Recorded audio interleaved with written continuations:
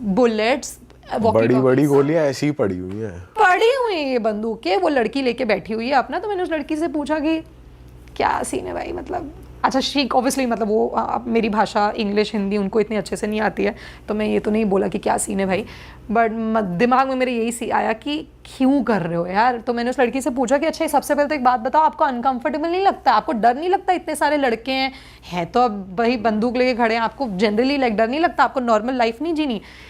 तो उस लड़की ने बोला कि यार जब ये कॉन्फ्लिक्ट शुरू हुआ था ना, तब तो नहीं उठाई थी मैंने बंदूक 1 महीने 2 महीने तक। फिर एक इंसिडेंट हुआ, एक ना वीडियो बाहर आई थी जिसपे प्राइम मिनिस्टर एक्चुअली हमारे पहली बार बोले थे मणिपुर में उस वक्त पे पार्लियामेंट में। It was a video of 2 women being paraded naked. 2 Kuki औरतें थी जिनको नेकेड परेड कराया गया था and allegedly they were sexually assaulted, gang raped after that. उसमें से एक एक्स सूबेदार, एक्स सर्विसमैन की वाइफ थी और उसमें से दूसरी लड़की थी, बहुत यंग लड़की है, कॉलेज में पढ़ती थी।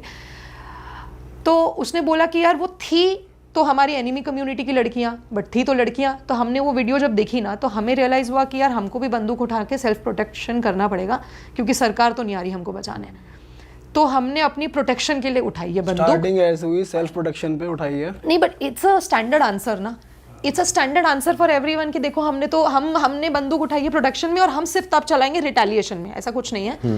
सबने सब जो मतलब आपके पास बंदूक है, ज़रूरी नहीं है आप कहाँ गारंटी दे रहे हो आपकी रिटेलिएशन में चलाओगे। बट एनीवे, तो मैंने उस लड़की से पूछा फिर कि यार आपको घर नहीं वापस जाना।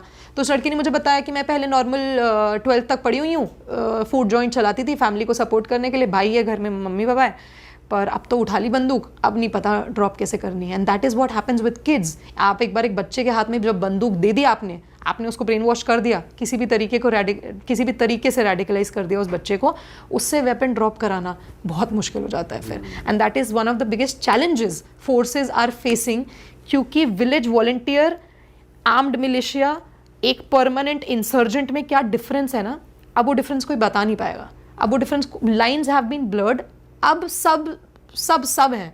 तो एक entire generation of Manipur is now trained in sophisticated assault weapons. People who were civilians, people who were doing jobs like you and me, so many were YouTubers, so many were doing like engineers, कोई CA था, कोई normal दुकान में काम कर रहा था, अब वो सब ट्रेंड है। तो अब कुछ लोग फौज के डर से घर पे चले गए हैं, कुछ लोग अभी भी बैठे हुए हैं, कुछ लोग परमानेंट रिक्रूट हो गए इंसर्जेंट ग्रुप्स के। तो और बहुत इंसर्जेंट ग्रुप्स हैं दोनों साइड पे, मीती इंसर्जेंट ग्रुप्स अपने हैं बहुत पुराने, some of the oldest insurgent groups like UNLF, like PLA, Kuki के अपने इंसर्जेंट ग्रुप थे जिन्होंने वेपन ड्रॉप करी थी under the SoO agreement with the Indian government, suspension of operations.